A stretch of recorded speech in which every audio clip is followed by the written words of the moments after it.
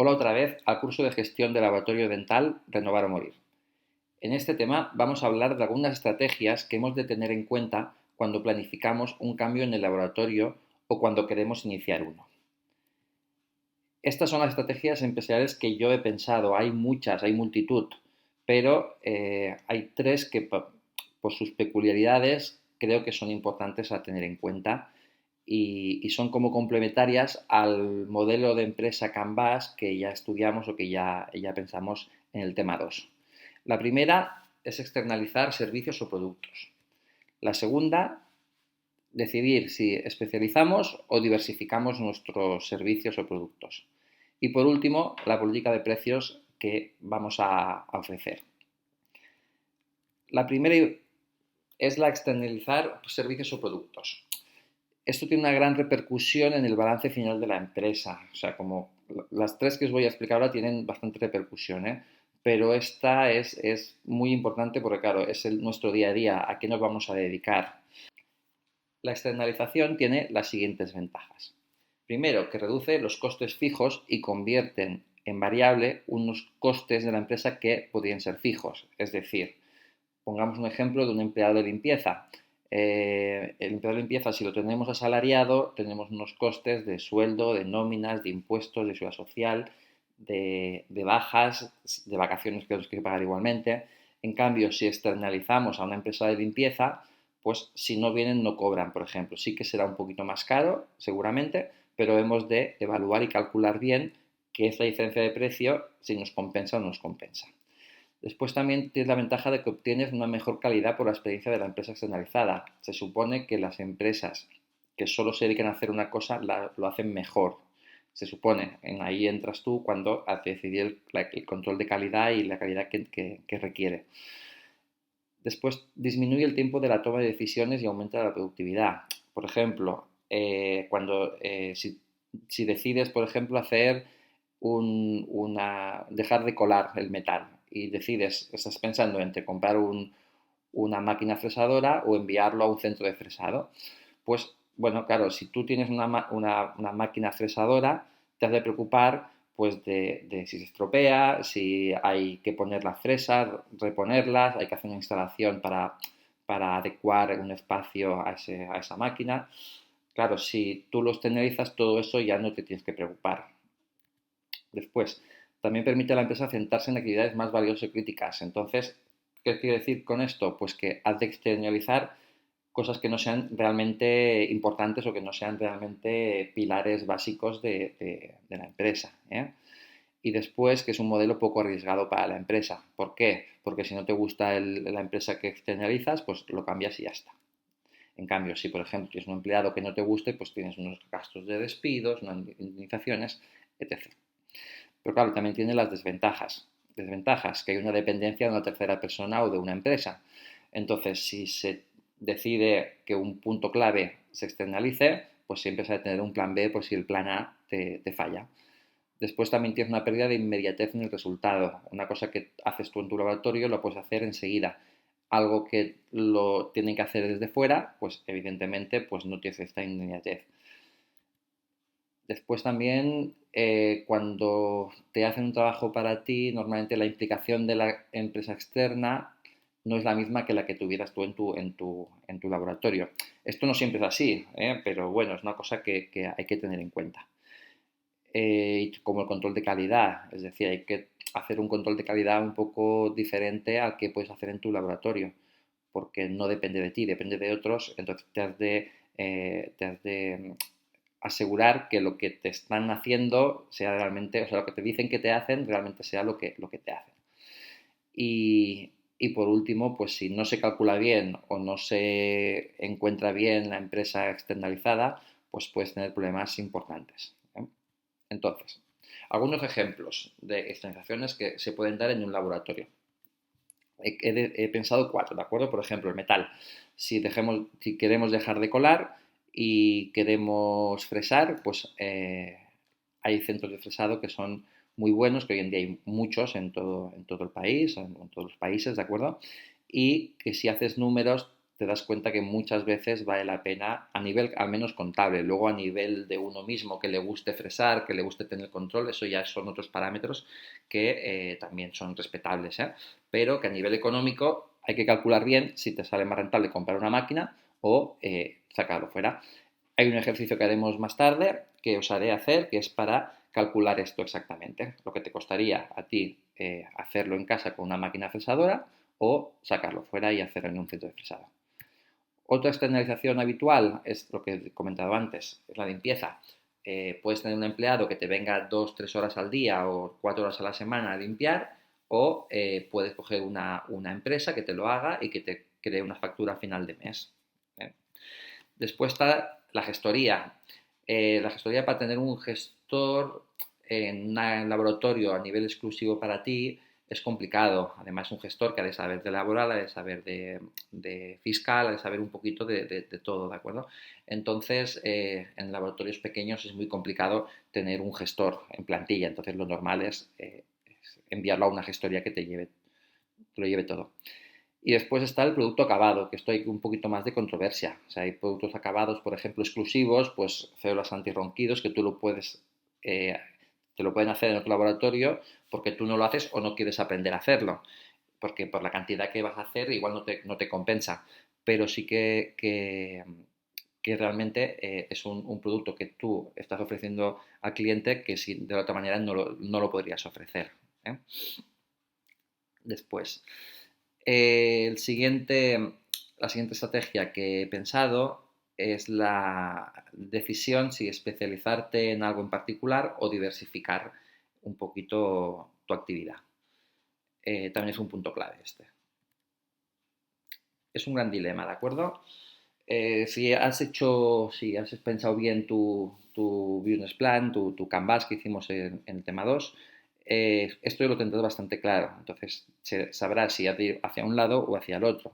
Si tú has decidido pues estar tú solo o estar con poquita gente y solo hacer determinados tratamientos, pues sea de prótesis o implante o sea de removible, pues está claro que es especialización. Si tu idea de laboratorio es un laboratorio para trabajar para toda España con 50 trabajadores, pues evidentemente tendrás que diversificar, ¿eh? La especialización, claro, siempre es más segura, siempre es más fácil porque se basa en tu experiencia del día a día, entonces es más fácil de implementar. El crecimiento es siempre a base de un servicio que tú ya tienes, que lo quieres perfeccionar, que lo quieres mejorar. Entonces, con esto tú puedes conseguir a tus propios clientes ofrecerle un servicio mejor o ir a buscar a otros clientes, pero con este artículo en particular. Después, evidentemente, si te especializas, has de dar mejor calidad. Si solo haces una cosa, lo has de hacer muy, muy bien, ¿de acuerdo?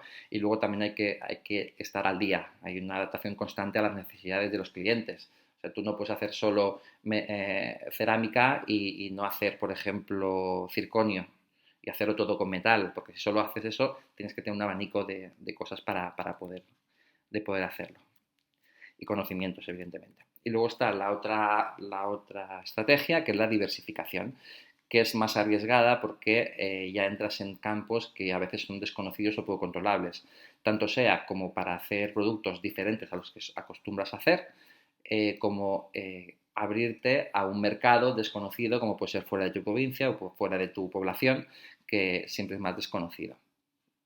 Entonces, y también aquí pierdes un poquito lo que es el contacto con los clientes, con el cliente final, que eso también es un factor a tener en cuenta. Entonces, las conclusiones, ¿de acuerdo? Los criterios de elección de cualquiera de las dos estrategias han de ser, primero, yo creo, pues tu idea de negocio, evidentemente, tu idea de cómo quieres que sea tu laboratorio. Después, la rentabilidad, es decir, tú igual te gustaría mucho dedicarte solo a hacer férulas de descarga, pero si tienes solo 4 clientes no vas a poder subsistir haciendo férulas de descarga solo a 4 clientes. Después está el mercado potencial, que a ver, sí, claro, si tú tienes 4 clientes solo, pues tendrías que, para solo dedicarte a esto, necesitas tener 100 igual 100 clientes para poder subsistir, ¿de acuerdo? Después importan también las sinergias que son las colaboraciones, es decir, tú igual ya puedes conocer a varios compañeros tuyos y bueno, igual un compañero tuyo hace ortodoncia, tú quieres dejar de hacer ortodoncia, pues se lo pasas a tu compañero y bueno, os podéis ayudar mutuamente. Y luego también la posibilidad de conversión, es decir, un laboratorio de 2 personas tampoco pueden empezar a hacer, que deciden diversificar, no pueden abarcar el trabajo de 10 laboratorios si realmente los consiguen, ¿de acuerdo? O sea, hay todo un poquito, todo acorde, ¿eh?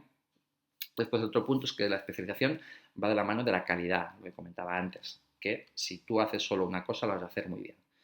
Y luego lo que aconsejo es que el cambio de estrategia no sea radical. A ver, si inicias el laboratorio, ahí ya tú decides cómo va a ser, pero si ya tienes un recorrido, pues tampoco puedes dejar de hacer, si te quieres especializar, por ejemplo, no puedes dejar de hacer de un día para otro otros productos que hasta ahora has hecho. Simplemente has de formar un poquito a tus clientes actuales, explicárselo y poco a poco pues ir cogiendo tu nueva estrategia. Y después está, por último, el cálculo del margen, ¿de acuerdo? Y esto implica una política de precios. Esto es también muy importante porque esto incide 100% en el beneficio de la empresa.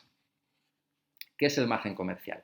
El margen comercial es un indicador que mide la cantidad de dinero obtenido por las ventas que se obtienen después de pagar los gastos. Es decir, pues el margen comercial, si tú vendes por 100 y los gastos, tanto directos e indirectos, en hacer este producto son 90, pues el margen comercial son de 10. Entonces, cuanto más grande sea el margen, evidentemente, mayor es el porcentaje de beneficios que se obtiene. Entonces, ¿sabemos el margen comercial de nuestros productos? Esta es una pregunta que casi todo el mundo se la imagina, pero muy poca gente se ha parado a calcular. Yo en este curso os voy a también a dar una actividad, ¿de acuerdo?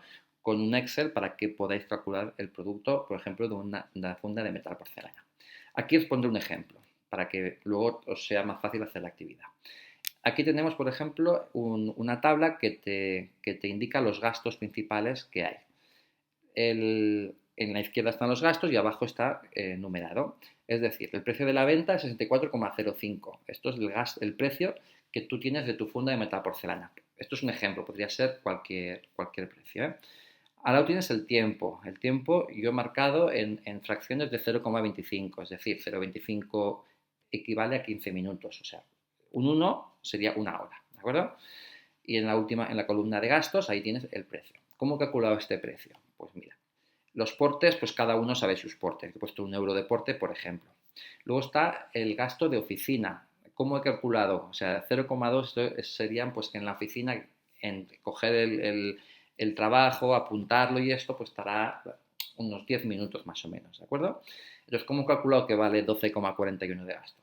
Pues esto lo he calculado con la tabla que hicimos de trabajadores en su día, que nos decía cuánto costaba por departamento la hora, ¿de acuerdo? Entonces, si 12,41 de gasto son un 0,2, pues esta hora es muy cara, ¿de acuerdo? Pero bueno, es la que he puesto de ejemplo, que igual no es esta. A cada uno le saldrá una cantidad diferente. Cocina, me refiero, pues el vaciado del modelo, la colocación de pins, esto. Entonces, ahí se dedica, pues, 0,6. 0,6, pues es unos 35 minutos más o menos. Gastos, pues lo que he dicho. ¿Cuánto te ha salido de gasto de cocina antes? Pues lo calculas por el horario. Por el precio hora, perdón, que te ha salido. Lo mismo con el CAD-CAM, si haces CAD-CAM, si no haces colado, pues colado, esto ya depende de cada uno, aquí pondrá cada uno lo que quiera. Luego, los portes, si hacéis prueba de metal, pues claro, hay unos portes para enviar a la clínica para que lo prueben, lo vuelvan a enviar y haya una cerámica. Entonces, los primeros son gastos básicamente de trabajadores, ¿eh? Luego está el gasto también de material más suministros, que se calcula normalmente que una funda le entra 1 gramo de porcelana y más o menos, pues, suministros, pues, no sé, pon 3 euros más o menos de luz, agua, que se puede calcular, pero esto, claro, depende de cada laboratorio, ¿eh? Yo he puesto unos gastos de material más suministros de 5 euros. Y en este caso hay otro concepto que es un centro de fresado, que la funda, por ejemplo, me la cobran a 5 euros. La funda, lo que es el casquillo metálico, me lo cobran a 5 euros. Entonces, haciendo la suma de todo y restándolo, o sea, la suma de todo te da el gasto total. El gasto total es de 56,07. ¿Eso qué quiere decir? Pues que el margen que nos queda es la resta entre el precio de venta que nosotros hemos hecho menos el gasto total de todos los gastos que tenemos para hacer esta funda. Y al final nos queda un beneficio de 8 euros. Esto sin impuestos ni nada, ¿eh? 8 euros de beneficio. Y si esta funda hemos estado en total más o menos 1 hora y media para hacerla, entre todos los departamentos y todo esto, pues nos sale un beneficio hora de 5,32. Haced este ejercicio porque ahora lo veréis y diréis, 8 euros, no puede ser que solo gane 8 euros. Pues sí, sí, lo más probable es que sea esto o menos, ¿de acuerdo? Aquí el margen que vemos es un 12,5%. Es un margen, bueno, que ese margen es el que al menos tú sabes que tienes.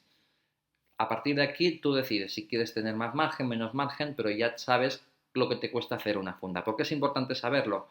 Pues imagínate, en un caso de una repetición. Imagínate que repites una funda. Claro, una funda, repetirla, a ti te vale 56 euros, porque el tiempo en rehacer otra funda es el que hay de esto de gastos. Entonces, es como si te hacen, o sea, si te hacen repetir una funda, es como si estuvieras regalando 7 fundas, porque el beneficio de una funda es de 8 euros, pero el clínico, o sea, la clínica, te ha pagado 64 por 2 fundas. No sé si me explico. Es decir, que hay que tener en cuenta mucho el margen que te queda y lo que queremos ganar para decidir unos precios ajustados. ¿Eh? El margen ahí ya no entro, cada uno que ponga el margen que quiera. ¿De acuerdo? Entonces, aquí, claro, esto es una funda de metal porcelana. Ahora vamos a ver otros casos. Por ejemplo, vamos a ver una diferencia entre la funda de metal porcelana y un puente de 4 piezas. Claro, un puente de 4 piezas, los portes son los mismos. El de oficina es lo mismo. De cocina cambia, pero tampoco mucho. De colocar 2 pines más, pues tampoco hay mucho cambio, porque el vaciado es lo mismo para 2 que para 4. De CAD-CAM sí que igual es el doble de tiempo. Y de cerámica, pues será igual 4 veces más. Al menos yo eso es lo que he calculado, ¿de acuerdo? Pero claro, el margen ya aquí cambia mucho. Hemos pasado de una funda a un margen de un 12% a un margen de un 50%.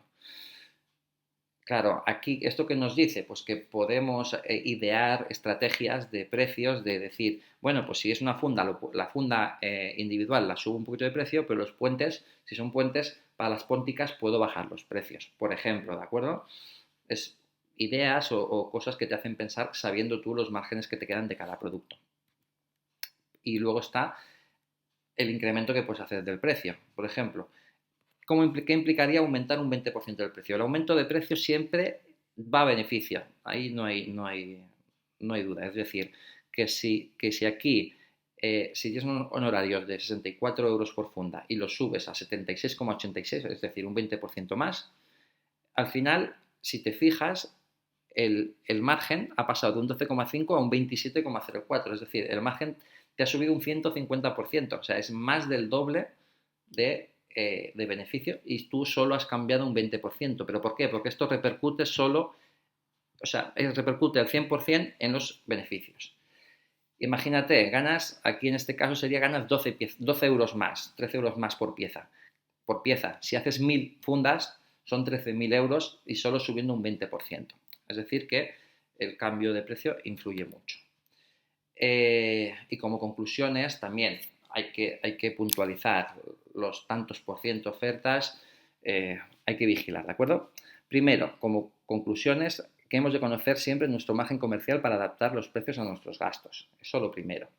Y una vez conocidos los márgenes, pues ya aplicar unos precios a cada producto que nos considere que consideremos adecuado para nuestro trabajo. También, evidentemente, no calcular todos los productos porque sería una faena de chinos. Entonces, calcular el 20% de los productos que más se realizan y ya está, y modificas eso y luego el resto los haces acorde. Después os aconsejo no entrar en guerrilla de precios, con ofertas, promociones y más si son deficitarias. Independientemente de la ética de nuestra profesión, vender productos a menor precio del que vale, primero que está prohibido y segundo que a medio largo plazo es ruinoso. Y como dijimos en temas anteriores, si queremos subir precios a clientes que ya tenemos, pues siempre lo hemos de hacer con algún tipo de servicio, ventaja, contraprestación para justificar un poquito el aumento de precio.